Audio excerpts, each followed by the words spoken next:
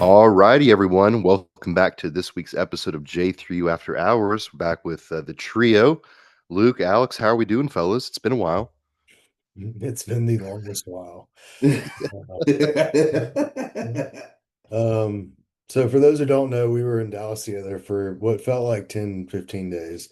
We were there for we were there for 6 or 7. Yes. Um, Years.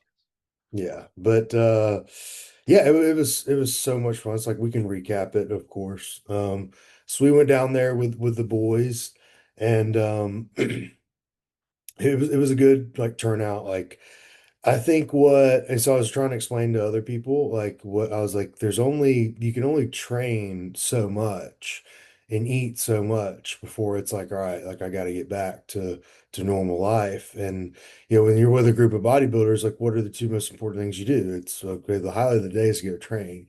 Um, Hmm. so yeah, I think me and Chris trained 7 days in a row. Yeah.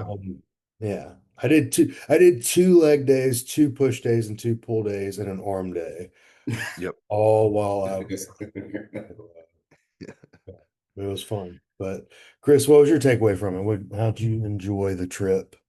Oh, dude, it was awesome. I think my body is resilient in a really interesting way because we've learned when I travel, I can eat whatever I want and I lose weight and I get leaner. But the one time that I really stretch and do rehab work and prehab work, I get injured. Yeah. So Yeah. that was super fun. Nope. The one time I think it's because you didn't do rack beds, you didn't have that like spinal stability Yeah, going. yeah, yeah. I think I was just out of the groove, man.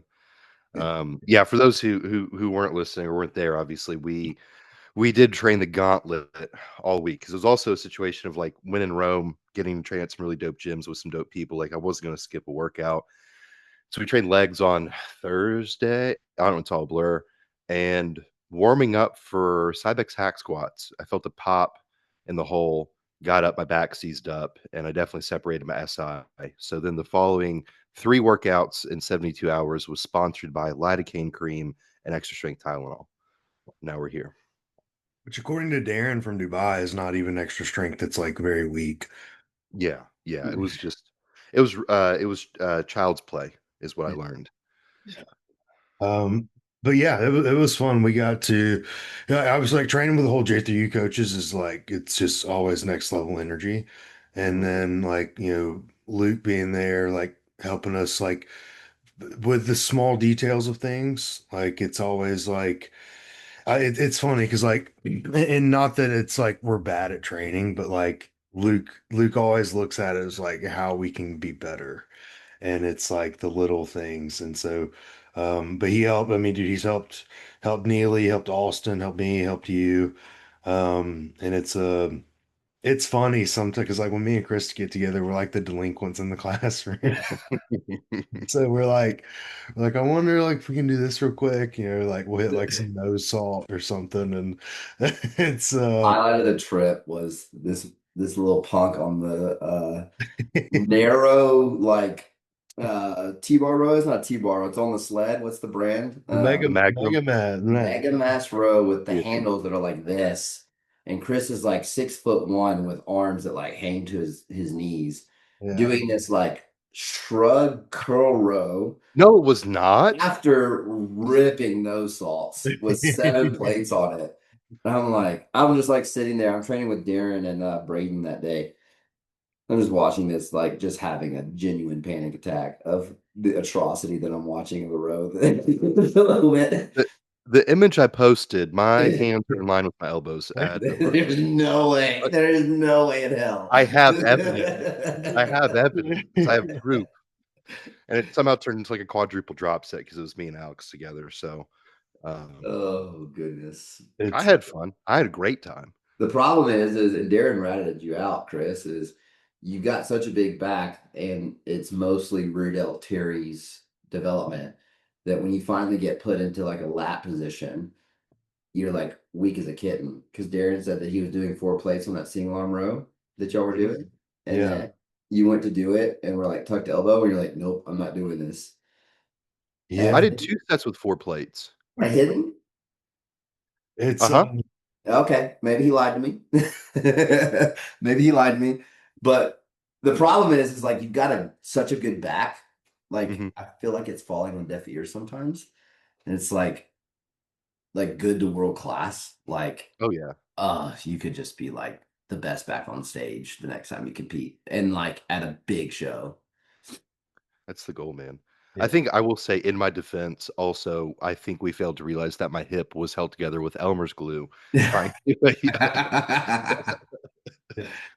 so Oh man, no, unilateral. I'm joking. Like 90% of your work is like perfect. You like to have fun, right? Like Yeah, I gotta let it we rip, all like man. to have fun and just rip it and just do whatever and enjoy it. Like I've had my fair share of that. Like my 6 plate RDL in the UK was not the prettiest, but it happened. Yeah. Yeah, and that's where, and so that's actually a question we'll dive into today is like the finding the balance between like Yeah. picture perfect and then like enjoying what you do. Mhm. And I'm glad to have Luke on for this. And so like I tell like so just dude, we've done it. Luke's helped me put together training programs for people. And it's just like polar opposite of what they've liked. And my whole thing is like I know they're not gonna like it, but like I'm like, hey, meet me 70-30 here. Like, and that's the spot where I feel like because a lot of what we do, and that's I think it's a huge misconception. People think we're very like pink dumbbells. Yeah. Mhm. And like if you ever seen Luke train, it's not pink dumbbells. The Mhm. setup is just so precise. And then it's like let it rip within that like precision mode.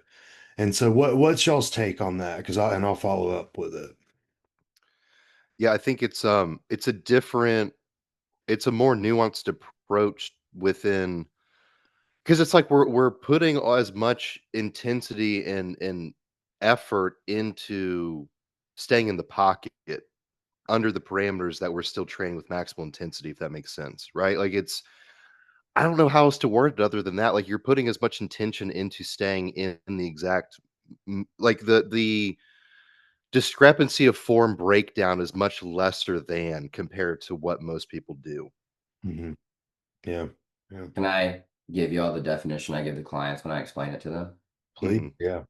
So I tell them that it's controlled aggression. mhm, If you Google the controlled aggression definition, it word for word says harnessing intense energy or assertive drive and directing it purposefully for a specific goal, rather than letting it become uncontrolled rage or reactive violence.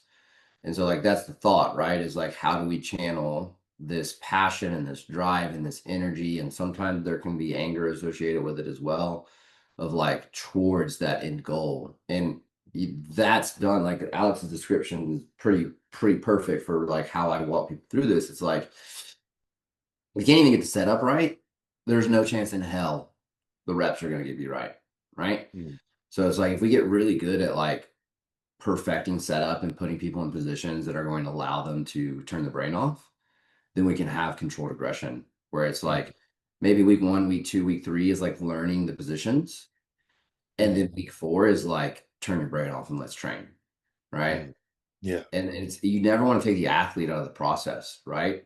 But the athlete in the process is going to be so obsessed with the energy and emotion that drives them that the athlete often skips the setup part.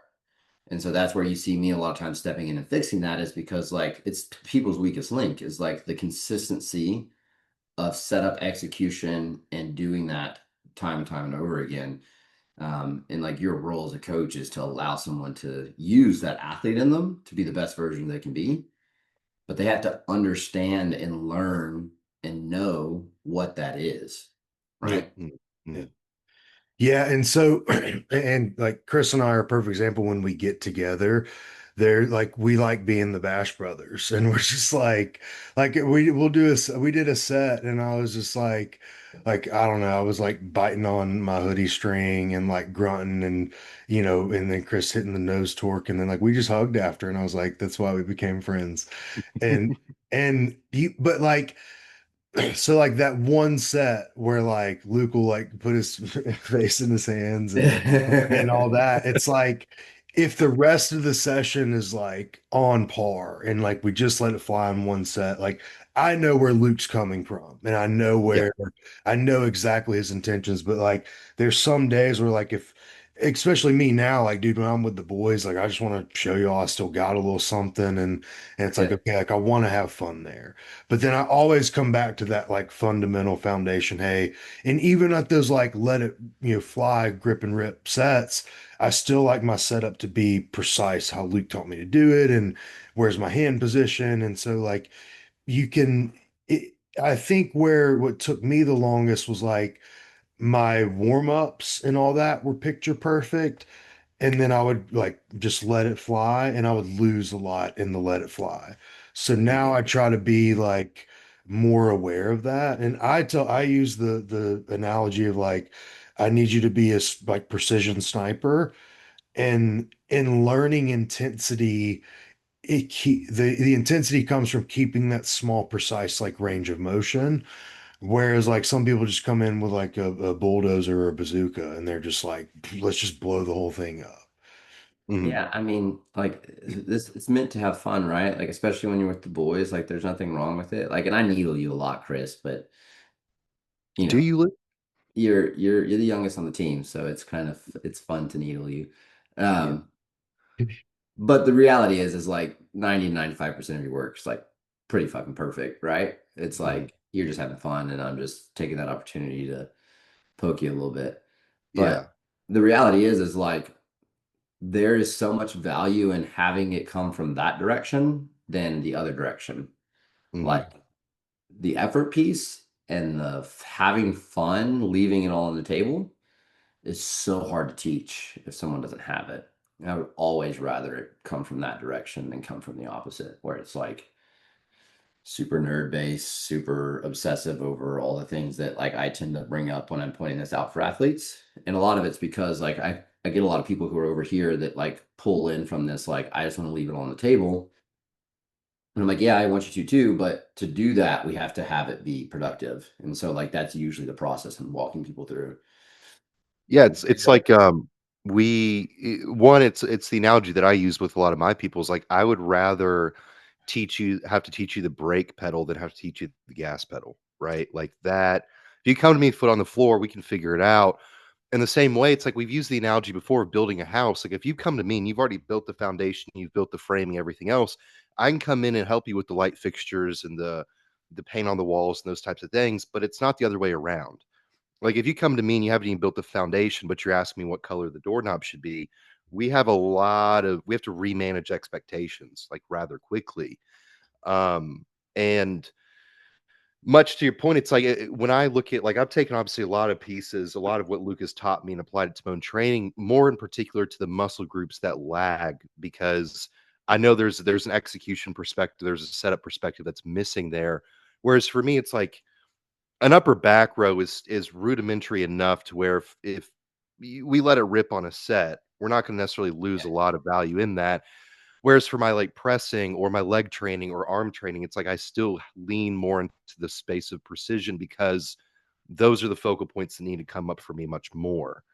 Right? So it's like when we're still doing like when we start with the Nautilus Explode single arm row, like there's more control than chaos in that. When Yeah. we go to the upper back row, that one set there was more chaos than there was control. And then we shift right back into more controlled sets after that. So it's like we have to negotiate is what we try to do. Well, Chris, it's such a good point. People have a predisposition to build tissue in certain areas, right? And you Yeah. clearly have that for upper back. So you're going to be able to get away with stuff like that more often, right? Mhm. Alex, you'll remember this, but um, when I would get clients, I don't get this much anymore, but when I would get clients that were on this opposite side of the spectrum, so like super precise, maybe over precise, they would leave effort on the table in order to be precise. I would ask them to come train legs, right? And this was back when like rest pause sets were a frequent part of my program design, and like Yeah. you could really like, hey, like you don't got it, and this is what it looks like. Mhm. Like, and you just put them through that session, and it's just like it can change that whole dynamic. And was the session maybe the best thing for their development in that time point? Maybe not, but it taught them a lesson that allow them to carry on into having progress that's better for them, right? And like your point you made there, Chris, is the most beautiful point of coaching is like everybody's good at something. As a coach, you have to give them what they're not good at and then progress them. And so it's like, I know you're good at upper back rowing. So I poke fun at you when you upper back row. Yeah. Yeah, and that's it's and like Chris is a great example. Like when we first trained together, like one of the first sessions, we had a talk of like, dude, like it was so like in the intensity, let it Yeah. rip. That like our first talk was like, dude, like we got to finish the rest of the workout. Like, like but that's like what it was like to see where he is now is awesome. And then it's like okay, like now then Luke comes in with real like fine tooth comb work, and it's like okay, how can we watch his foot pressure? And so but it's just the evolution of the athlete, right? Because like Chris has also gotten so much better over time in his Mhm. physique, and then we see that in terms of hey, well, what can we do? Like we just get like we see how great it is right now, like oh, he could be like, world class. And then that's where Luke gets excited, and it's like Mhm. it's cool to see.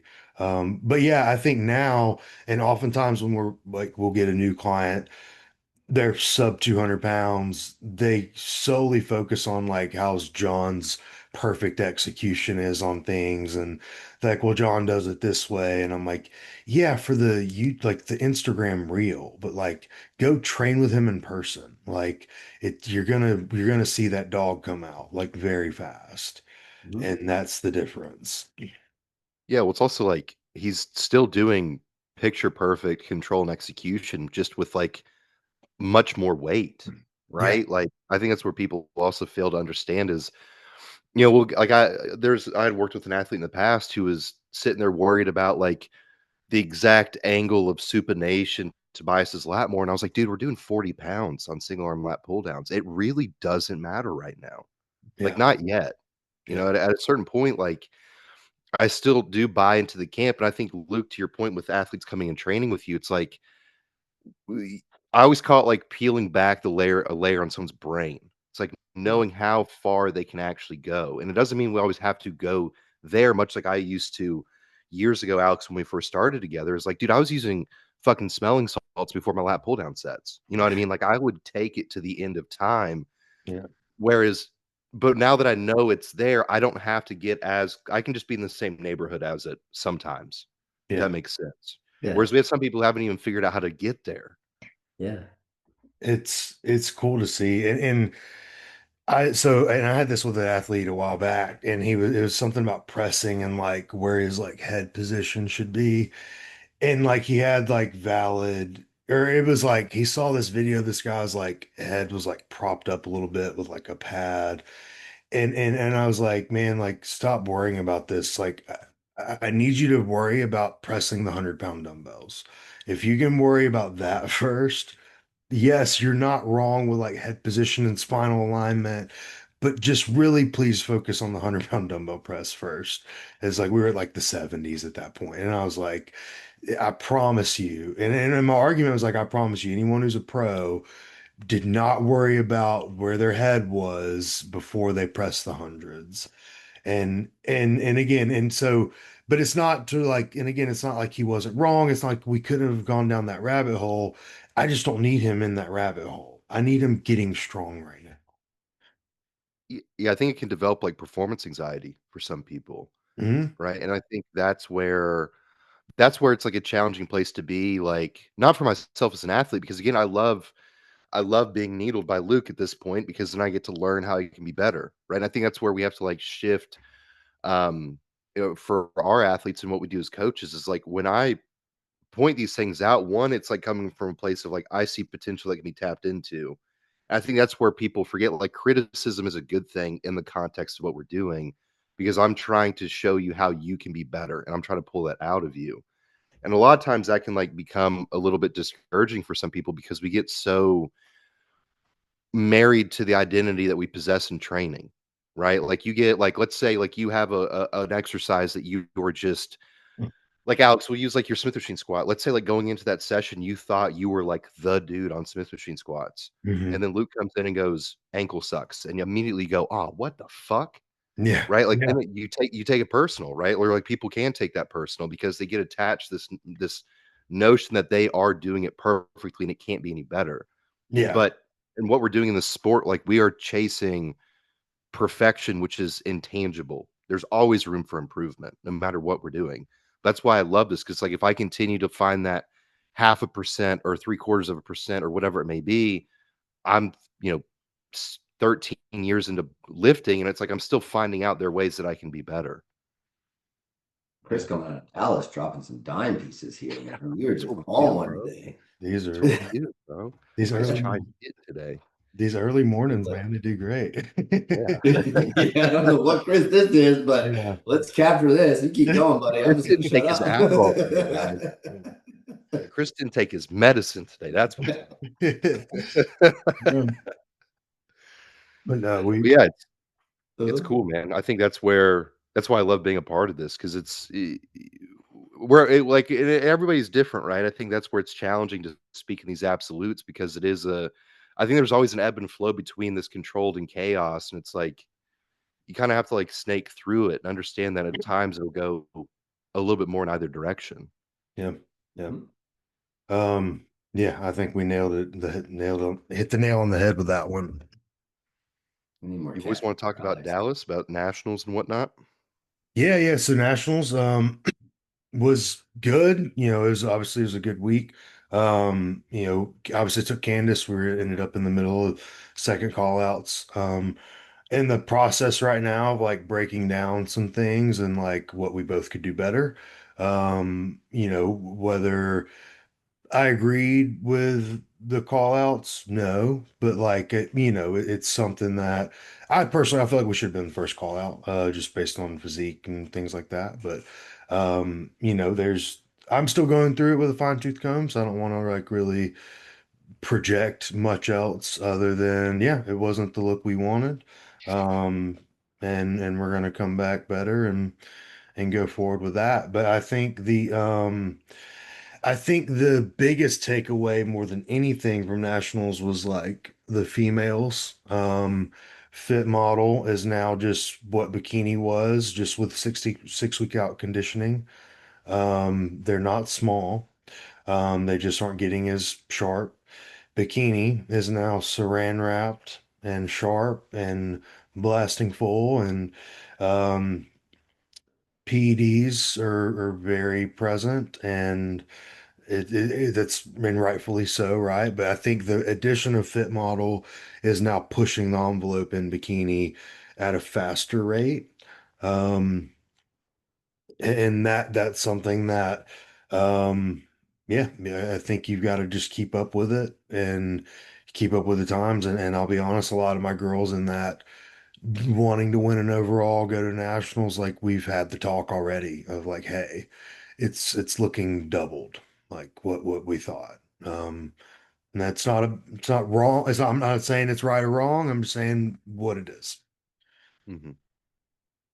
Yeah, I mean, you see it at the pro level too, right? Like, look at my girl Nicole. Like, we legitimately put on probably like 6 pounds of tissue from when I picked her up to when we stepped on stage, and she got a top 5 this year, which was great. Seeming the last prep she did with whoever she was working with, like, she got DFL. So, um, massive progressions. We got a couple first call outs. We got a top 5. Got some top 10s.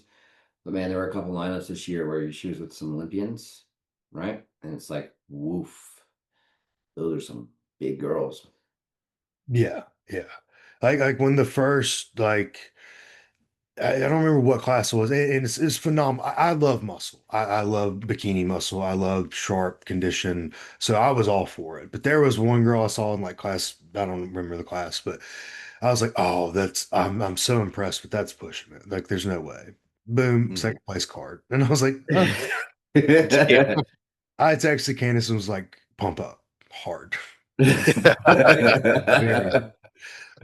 A year ago, it was like, yeah, touch delts a little bit, like pumping up, really just get a glute pump. No, like it's everything's pumped.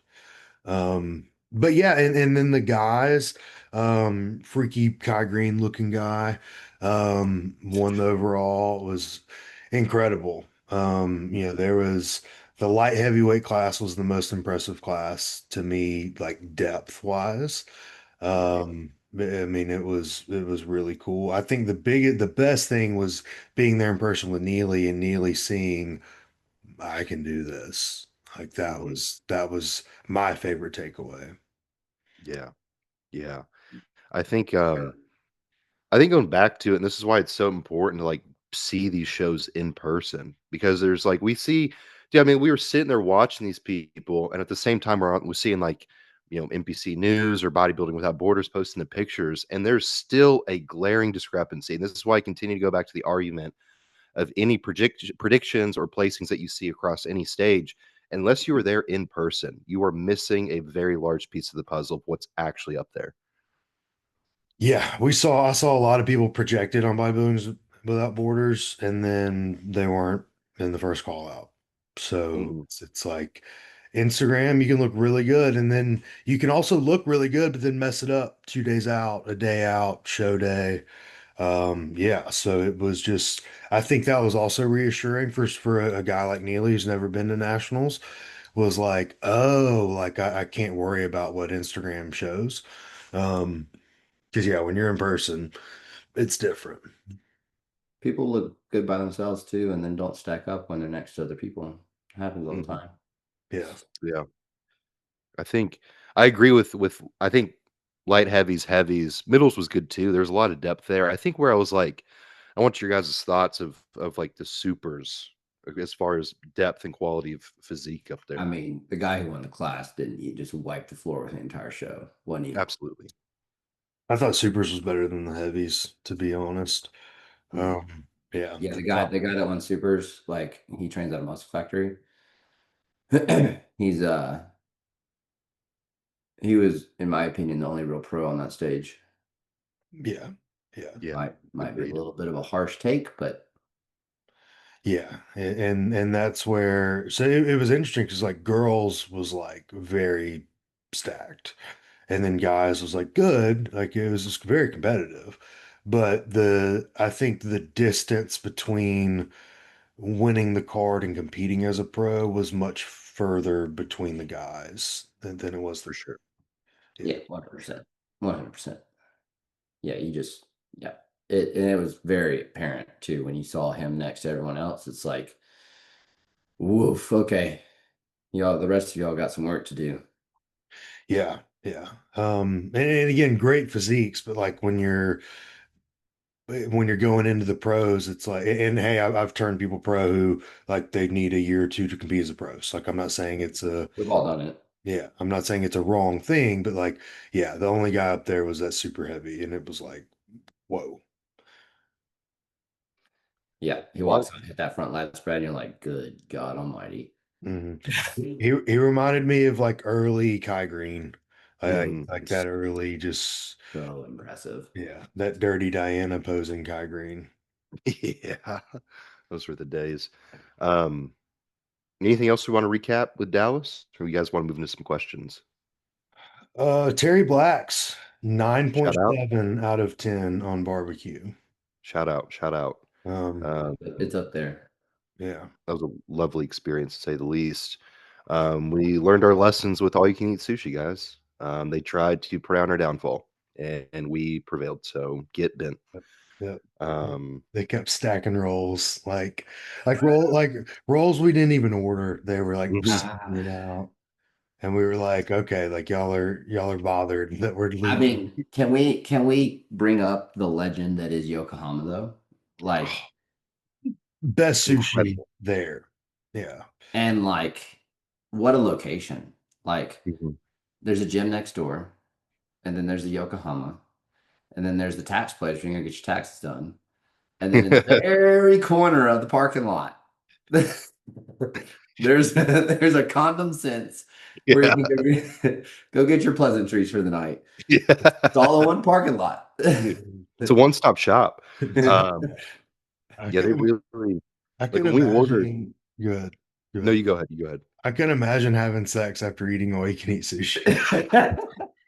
Dude, I was struggling. We were by the end, we were all bartering just to try to negotiate who was going to finish it because that was rough. Like because Luke, they screwed us, man. Like we fill out the form, we fill out the piece of paper, and she's like, this feels like a lot. And we were all like, okay.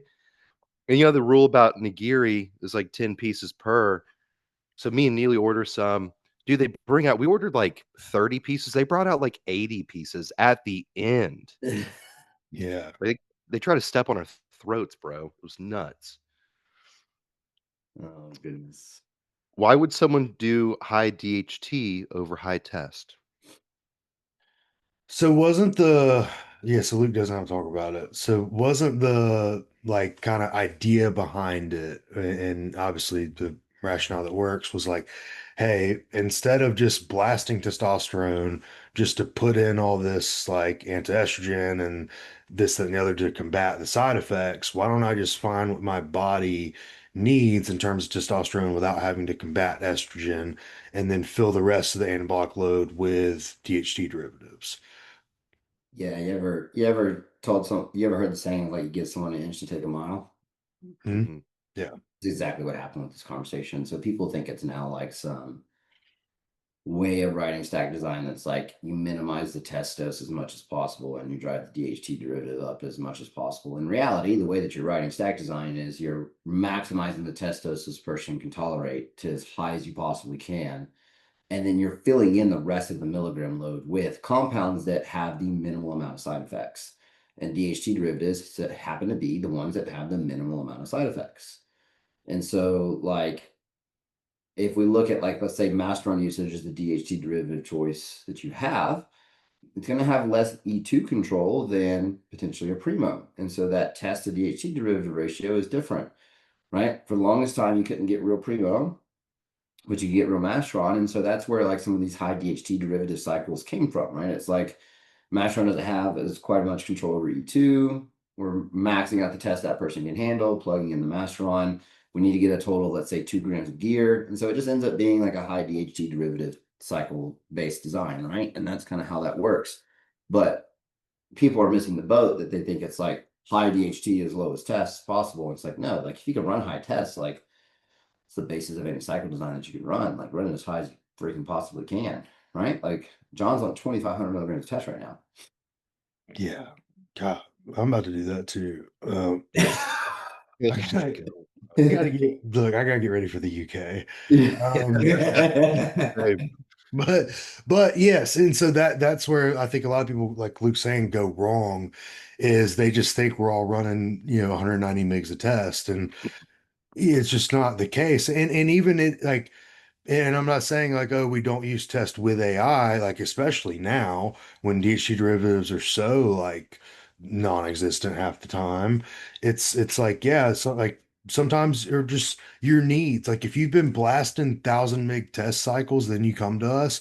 Well, I can't bring you down to 240. Like it just doesn't work like that. Like, yeah. I can shift it a little bit if you're just having crazy side effects and symptoms, but I also think there's this misconception that like when people come down to their cruise dose, that they have to stay on Arimidex, and like HRT clinics are prescribing Arimidex, and they just take 200 tests and one Arimidex tab. And that's where a lot of people don't understand the harshness of like anti-estrogen use for like long periods of time, like from like your lipid profiles, and then like even things with Luke, correct me if I'm wrong, like just a simple swap from like a Arimidex to an Aromasin can be like a little bit better from like health perspective. Yeah, it can be different, and it's going to be you're going to be reacting according to like changes in health metrics and in the lab work that you're pulling. But it certainly can be differential, like moving someone from Arimidex to Aromasin. Typically, you'll see a little bit of negative consequence, but a little bit less negative consequence, I should say. Um, But in reality, like the problem lies in the extremes, right? Like the way too low E2 or the way too high E2, right? It's like bodybuilders are kings of if something's good, let me do more of it. Mhm. And then they take it to the extreme in range of what that good thing is, and it now becomes maybe a bad thing. And so it's like it's the same thing with like the E2 conversation, right? And then you see stack designs now where it's like, okay, DHT derivatives are no longer really accessible, having to rely on things like EQ. EQ has a really robust E2 management effect for some people. And so you can basically run like really high tests with a little bit of EQ and not even have to worry about using an AI, right? For some, for Yeah. those that have some like really robust E2 control with the EQ in place. So yeah, it's interesting. It's just changes, right? And like funny part is like all the hair people are panicking because like the high DHT that happens from high tests, like potentially that having more negative issues from like a hair management perspective. It's bringing up that conversation again of like how do we manage that, and there's ways to do that. We cover all that in the course. I literally wrote the side management, uh, Mm-hmm. the side effect management lecture in level 1, so Mm-hmm. it's all in there. But yeah, I mean, it's just bastardization of like the concept is where we end up with, these conversations cropping up. It's like Yeah. people thinking they know what's actually happening when in reality it's like, yeah, no, it's not like what we just said. You saw this one extreme use case where like someone didn't tolerate tests at all, and so we had to run large DHT derivative loads in order to get to their total milligram needs. And you're taking that as like that's what we do with everyone, and like that's so far from the case. Yeah. Yeah. Very, very far from the case. Is there a difference between doing 4 25-minute sessions of cardio or 5 20-minute sessions of cardio on a weekly basis? I wanna, yeah, I want to hear Luke's take. Is there? Probably not. You probably pan it out like across like a 10, 15-week diet and probably wouldn't see too much of a differential. But my thoughts with it would be one of two, like there's two considerations either direction, like one for each, right? More consistent deficit, like you're having a deficit consistently day to day if you're doing more frequency. So like the 20 minutes with the amount of food that you have in play, consistently driving a deficit on the day to day also allows you to potentially, from an argument perspective, maybe the food doesn't have to be quite as low because you're consistently having an output that's helping with the deficit on the day to day. Mhm. Flip side of the coin, if you're thinking about like the wellness categories or the bikinis, like lower frequency helping with recovery capacity for the lower body volume they have to tolerate. Mhm. Mhm. You can make an argument either way. Yeah. I think the one thing that I look at, and I'll just look at it from a different angle, is I worry about like their heart rate not being able to get up in like a fast enough time for that 20-minute session, to like where it'd be truly considered like moderate intensity cardio. I mean, we've all done treadmill cardio, elliptical cardio. Sometimes you're like 12 minutes in and you start getting in that zone. I wouldn't want to cut it like, 8 minutes later. So sometimes like me personally, if they had, and this is a good example, if they had two sessions, if they had 45 minutes total, we would not do like 20 and 25. Like one would be a little longer duration to get that heart rate up for a little bit longer period, would be like Mhm. my way of wanting to do it. Um, Mhm. and sometimes, like if people are in good cardiovascular shape and it takes them a while to get that heart rate up, I'll say like, hey, I need your heart rate up within like the first 7 minutes within these parameters. And then like we can start counting our, 20 minutes or whatever. Mhm. That makes sense. I think it contextually too, just again, there's so much that goes into this question because like in off season, I would rather do 520s in the sense of just for consistent like output heart health. Like, cause for me, that's what I've been doing for my off season is like I do fasted 5 days a week. I just don't do it on my leg days. I'd rather do a shorter bout of cardio, but just higher intensity. Mhm. Yeah. Yeah, like get a heart rate elevation from it. Yeah. Yeah. Yeah. I think it helps a lot with my work capacity and just over VO2 max. So I think there's an application for obviously either of them. I would say that there's not like like if you do to Luke's point, if you do the 425 or the 520, it's not going to like ruin progress. Like it's because I've had conversations with athletes about this. I'm like, if this is what's limiting our success, I really fucking suck at my job. Yeah, yeah. Like, Oh, dude, I've used that. Yeah, yeah. I've said that before. Like, and it was always before John corrected me. It was always my argument on veggies. Was like, what was it? Because given you don't have a weight cap, given like you don't have to make weight, whatever. I was like, look, dude, if like additional green beans is why we're not winning, we're fucked. Like we're so far from like the genetic potential of what I see people turning pro. I'm like, we're just like, but again, I know the importance of it, and I know I know like yes, you do need to account for veggie intake, but that was my thinking with because I have coached some genetically gifted athletes. I'm like, dude, if the green beans was holding us back, like what are we doing? yeah. Um, so that was it's a funny take on it like that. We're about to get into a really heated debate, boys. What's the best fast food chain burger? I knew that I knew this was the question. Food chain. Is Five Guys fast food? That's the question. That's really that solves the problem because if it's fast food, I mean, it's not an argument. I think per requirement there has to be a drive-through for it to be fast food. Like order at the window? Because I think. they do have a pickup window. They Let's see do have a what pickup window. defines. I can order Five Guys, pick it up, and walk out of it fast in a Yeah. fast nature, and I don't have to wait too long to get it either. Luke, Uh, if you don't know, Five Guys is my answer to every food question. So Chris might just like eliminate it just for the sake of I have to answer differently.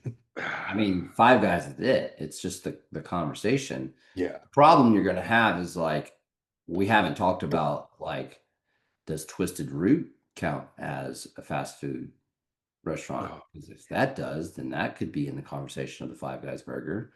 Or Yeah. Muya's. Is Muya's in the conversation? Like we're leaving out some like key players here because the Five Guys qualifies as fast food. Okay. I think in that situation we have to remove Five Guys because I don't consider Twisted Root or Mug Shots a fast food. Oh, I even forgot about mugshots. Yeah. Oh shit, I haven't been in Alabama long enough. Shake Shack is also a notable burger. That's good. Like chain burger. But if we're going fast food, let's go like drive through, like mm. order at the window, menu at the window. I'm going with Wendy's. Dave's triples. I think I'm gonna go Checkers. Oh, Oh, Checkers is a oh. good one. I Oh, I've, see, I'm I, going McDonald's, tried and true. think it's the experience at Checkers that the burger's just as good as any other fast food restaurant, but the peppered double fried fries Mm. just put it over the top. yeah. Oh, that's so good. See, yeah, I'm not a big fan of Wendy's fries. Yeah, it's like cardboard in a box. It's horrible. Yeah. Okay. Now I don't like my answer, guys. Um, It's Checkers all day. I like Whoppers, surprisingly. Um, I've had Burger King in probably 20 plus years. That's fair. Yeah, honestly, when's the last time I haven't eaten Five Guys? I don't know. Yeah, Because I haven't had Checkers since I was like 16. So like this I'll go answer's with I'll go with McDonald's. Yeah, I gotta go. so gross. Again, cardboard fries. I probably won't even digest it. That's the benefits of McDonald's. Is just Dude, It's I'm just going telling you, straight through. yeah, I get no digestive issues and I look sick as fuck after I eat yeah, McDonald's every time. yeah. Chris is a raccoon. It's Yeah. We I think girl That's we've your had nickname now. We're just gonna call you Trash Panda. yeah. yes. It's fine. My kleptomania is so proud right now. Um, no, I think if we're putting a hypothesis to it, I think because growing up obese and eating like a piece of shit, I think my microbiome is just designed for processed foods. Me too. I was a fat kid. Yeah, very much. Yeah, I could see that. It's Because we can't carb me up on rice. It's got to be McDonald's. Man, the consumption of Olive Garden per week that I consumed as a kid is a crime. oh, I Dude, don't know. You mentioned that you were like a fat kid growing up, and me and Emily were in the back, like, yeah, yeah. did you guys ever have Fazoli's? No, what's that? Oh, Dude, Fazoli's is this because Olive Garden was like we were going out to eat. Like that was you had to put on a dress shirt for that. We were, Yeah. Fazoli's was a a trashier drive-through option of an Olive Garden. Okay. No, I Yeah, haven't heard of that. because we would go if you would me and my buddies would do this. If you would go like 10 minutes before close and ask them for breadsticks, they would give you as many as you would want. yeah. There was What? also a Crunchwrap Supreme era of Luke's fatness. Oh yeah. Yeah, they Yeah, talk dude. about hits. Yeah. I remember when Baja Blast released, that was a big day for me. That was Yeah. a very big day. What about chain pizza? Yeah. It's Ugh. not. It's not a discussion. Well, it might be. I'm gonna let y'all go first, but We're on a podcast. Well, now I'm Uh, scared now. yeah, I've got to go Papa not a John. discussion. Chris, See, I've got 2 answers. I've got numerous answers, let's be honest. If I'm choosing based on consistency and my ability to make the order exactly what I want through the website, I'm going Domino's. so unfortunate.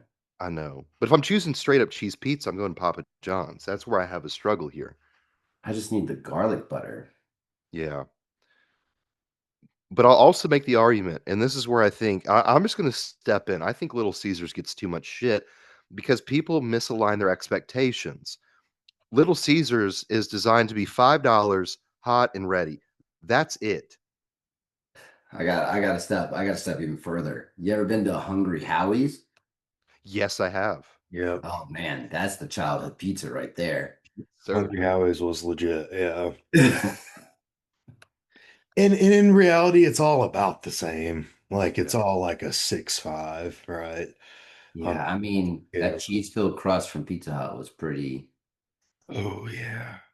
Back when Pizza Hut went in its prime, before it like had the revamp of logos and stuff, Pizza like prime Pizza Hut with the red cups, game over. When I had a buffet, Yeah, yeah. You get a pan pizza that's like fried. just Um, I, honorable mention is Jet's deep dish. If I'm feeling fat, if you're like Alex, you don't have to take your shirt off for a week. That's where I'm going. I've got a I've got beef with Jet's Pizza, be honest with you. Oh, what? Um, dude, when I worked in jewelry, one of the many lives that I've lived, we would get food catered like weekly, bi-weekly. During holiday season, it was like every day. We weren't allowed to take a lunch break.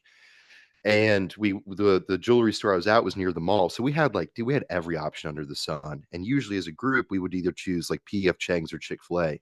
But there was one woman in the accounting office. I don't know why she had jurisdiction over this shit, who would make her play call that she wanted Jet's Pizza.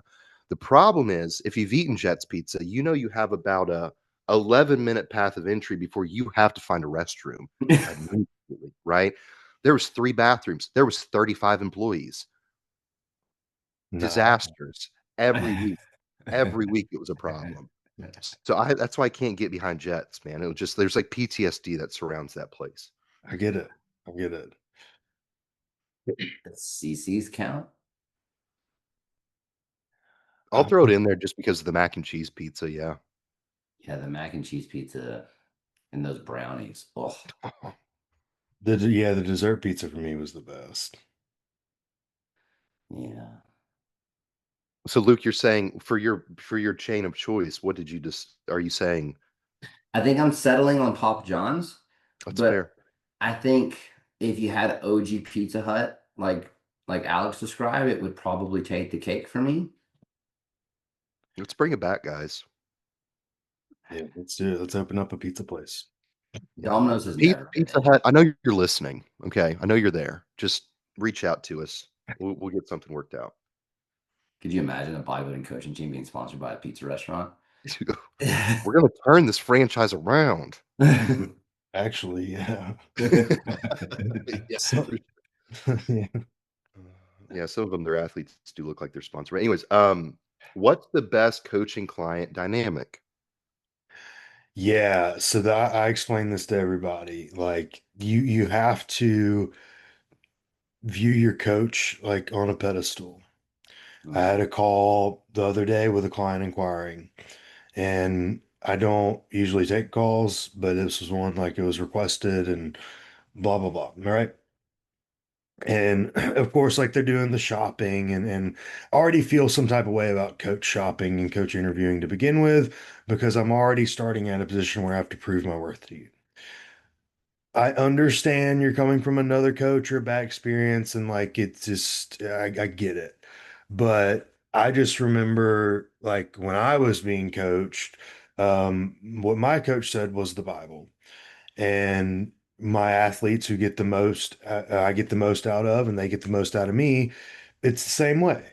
Now, I'm not saying like trust isn't built over time, as it is, but you at least need to be excited. Like, oh, I'm working with J3U. Like you need to feel that way. You can't come into it like, well, I don't know. So you're already starting off like in a bad on a bad place. And again, I told the person straight up, I said, hey, I understand what you're doing. I understand the shopping. I understand the being scared to commit and all that, and I get it. But at the same time, I'm not gonna sit here and prove that I'm good to you. Like I don't have to. That comes with like you executing, me giving you the good plans, and then things start to work, things go wrong, I come in and fix them, and true you start to see it. That's why like we make them we have the magic wand emoji. It's a funny thing because we're like, oh, it's magic. Like it's really not.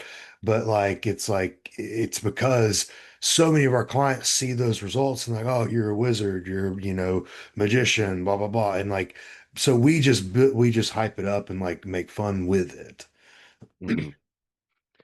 Yeah, I think because there's a lot of, I mean, there's obviously a lot to unpack with that, but I think the thing that I go back to with all my athletes, I have this conversation when they first start with me is like, one, I wouldn't be on this team if I sucked. Start there. Two, I wouldn't have a roof over my head if I sucked. We'll also continue that.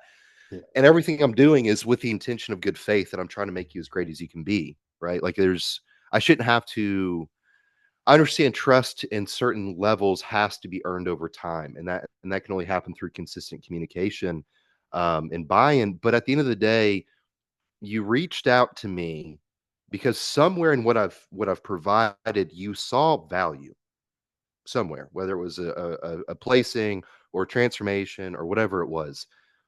At that point, if that was enough of a seed of faith to be planted, you join and I prove you right. That's what I'm here to do. But if we're already coming into it with like a question mark over everything, it leaves us both in a really awkward position because now I'm constantly having to prove to you that I can and will when you've already opened the door, right? Like it just makes the dynamic uncomfortable because there's always I can understand being inquisitive and wanting to understand, and I'm happy to provide an answer, but it's a lot different of a connotation than skepticism. Yeah. Yeah. Asking a question for understanding and skepticism are two completely different ways to approach that process. I love answering questions that are genuinely asked, right? It's a great portion of our process we get to do. The skepticism part's tough. I don't know if pedestal is the word I'd use. I get where you're coming from, Alex. I think it's a respect. Like Yeah. Yeah. Yeah. the the best way that I can respect him as a coach is by listening to what he asks me to do and executing that at my full capacity, because I know the things that he writes, if I don't execute it, then it's not me actually following the plan in the first place or respecting his decision making. Yeah. And what you'll find, at least in my experience with that typecast of individuals, is because there's skepticism, there isn't a full buy-in to the process. Therefore, fundamentally, they aren't doing all that they are asked to do. So therefore, we're not actually getting accurate results, but then it's still put back on the coach. Yeah, 100%. Yeah, and it's almost like when you leave like a toxic relationship and you start getting into another one, it's like, okay, well, you're I've said this before in relationships. I'm like, I'm not him. Like I'm Yeah. not your ex. Like and same thing here, like we're not your previous coach. But it almost like sometimes and like look, there's some shitty coaches out there. That's why we're here is to try to right the wrongs of every shitty coaching experience ever. But at the same time, it's something that it almost is like we can't make a mistake. It's Hmm. and that's where it's like we're in this beginner learning your body type thing. And it's like if 2 weeks in, it's not going in the absolute best direction, it's like, oh, well, here we go. And it's like, man, like I don't enjoy that. Now, at the same time, depending on the caliber athlete, like you may have very close to pro or even a pro, and yeah, you kind of just got to show them pretty fast that like you're about it and you know what you're doing, and that's okay. But yeah, I think what I get the most of because when clients leave a coach to come to me, the first thing I say, or one of the first things I say is, what are you not getting from your current coach that you're needing? Hmm. Oftentimes it's like they don't tell me anything. They just tell me trust the process. They just tell me suck it up. I get yelled at if I ask a question.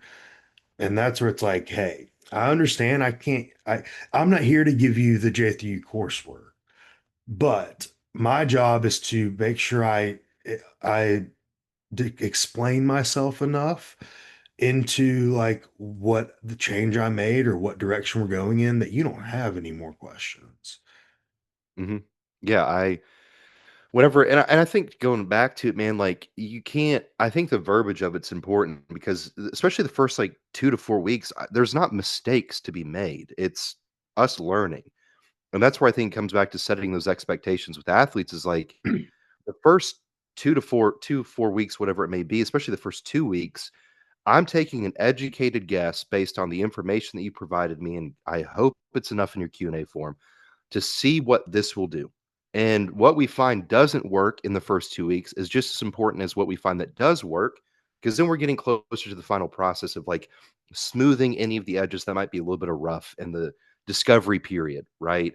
But that's why I harp on my experiences as an athlete prior to Alex, where like I worked with like some terrible coaches, like really bad coaches, and that's where I lead with all of my athletes is like, I don't want to put them in any direction remotely close to what I've been walked down as an athlete. But in the same sense, like my first coach was good for what it was. My second coach was a nightmare.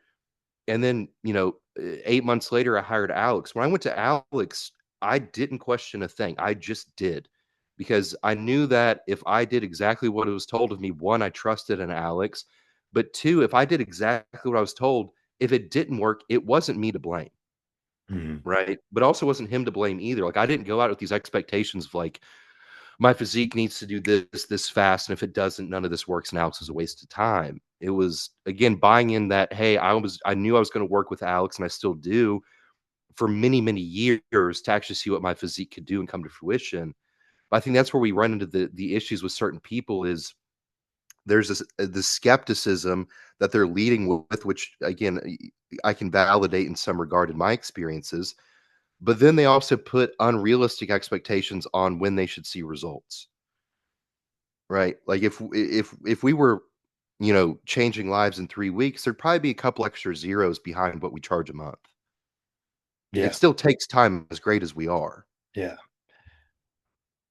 It's the skepticism ruins your ability to coach is the way that Mhm. I tell people usually. It doesn't showcase your ability to coach from a skills perspective, and it's honestly probably one of the worst things you could do as a coach to take that client on because it's not Mhm. actually showcasing your skills usually.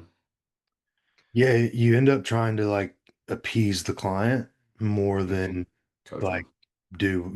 more than do what you know you need to do, and it just doesn't work. And yeah, but and like I said, sometimes you have to like give them a fast training cue or like what I like to do now is like they'll be like, hey, you know, what do you think like timeline wise, or what do you think my physique needs? And dude, I'll be so honest, Yeah. so honest. And they're like, wow, I was thinking the same thing. And or like, yeah, I wasn't thinking that, but that's a good point.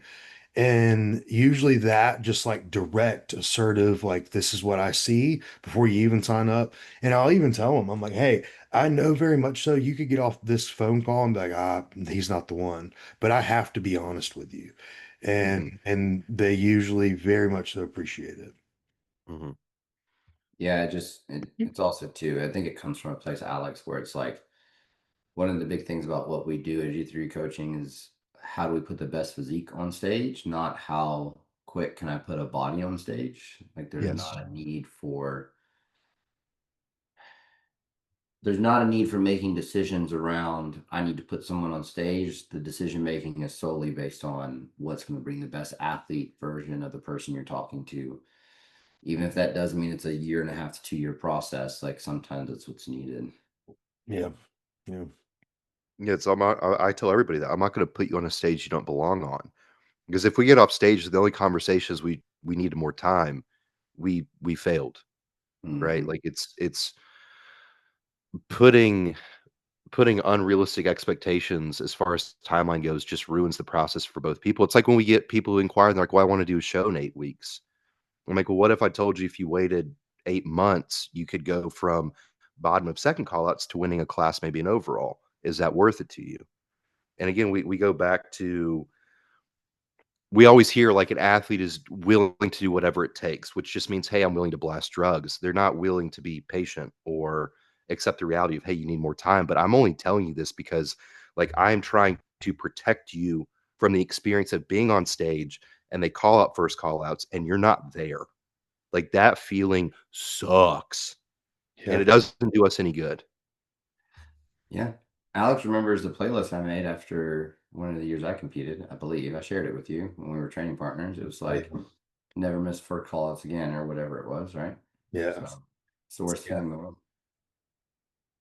Which what do we want to finish up on, boys? Hmm. Let's do. We'll do the free meals next week because we've got Christmas. Have y'all seen the stuff with Dorian and Derek?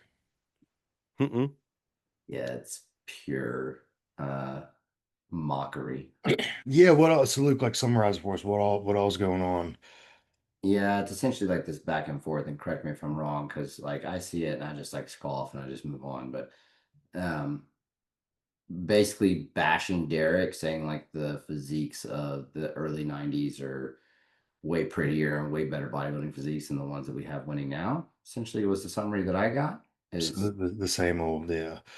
It's so it started with Ronnie. They asked Ronnie like 2 weeks ago, like how he would have done. He was like, haha, I wouldn't have had to train as hard. And yeah, so outside of Ronnie, like the best ever, it's like there's always gonna be like honestly, Derek would have smoked Dorian like if they put them side by side.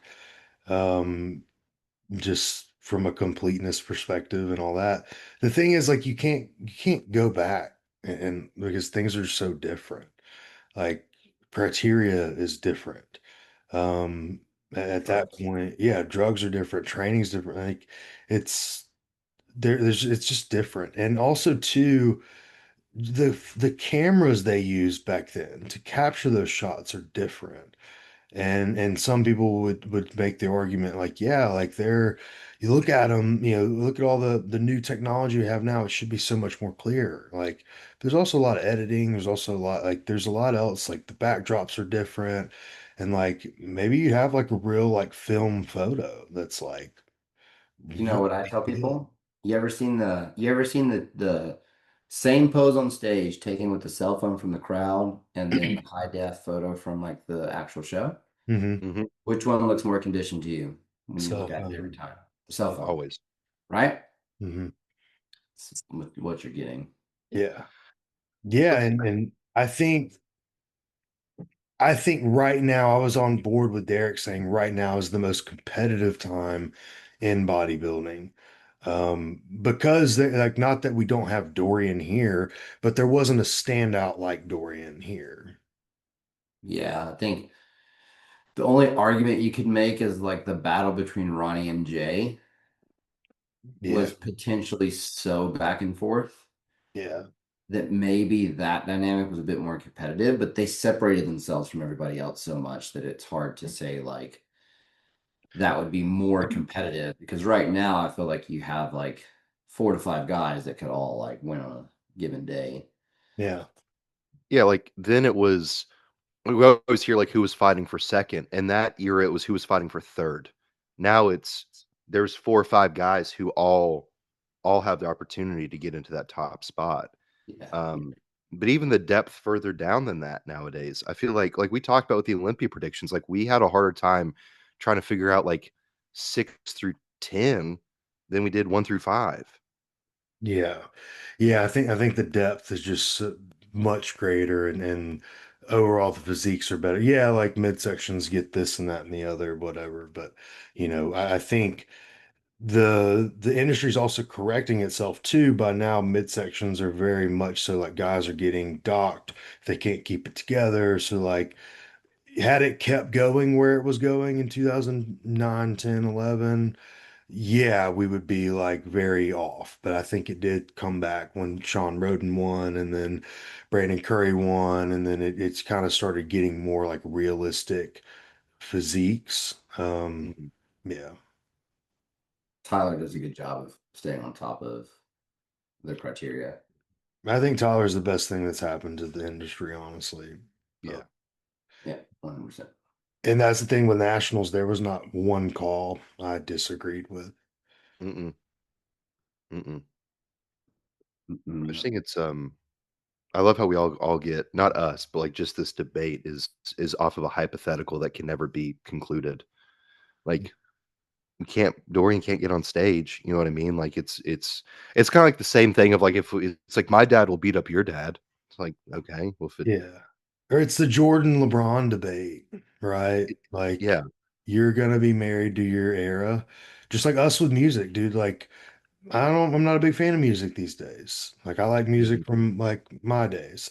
It's like I think that's always gonna be the case. It's like you're always gonna look back with like a skewed like bias, and it's okay.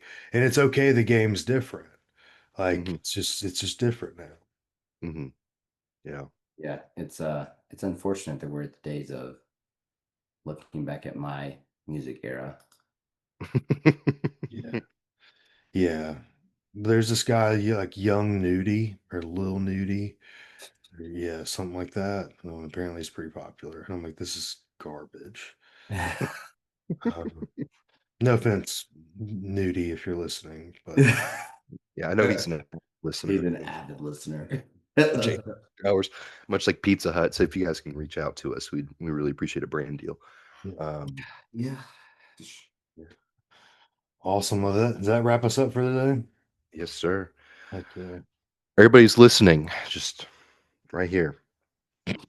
Like, comment, share, subscribe, notification bell on YouTube, please, because like half of you are not subscribed, and that's really rude. If you're on Spotify, 5-star review, share with a friend, and if you can, Axe and Sledge, Let's use code go. J3U at checkout to directly support us. Maybe we'll get better mics and cameras. Who knows? And until next time, thank you for listening to J3U After Hours.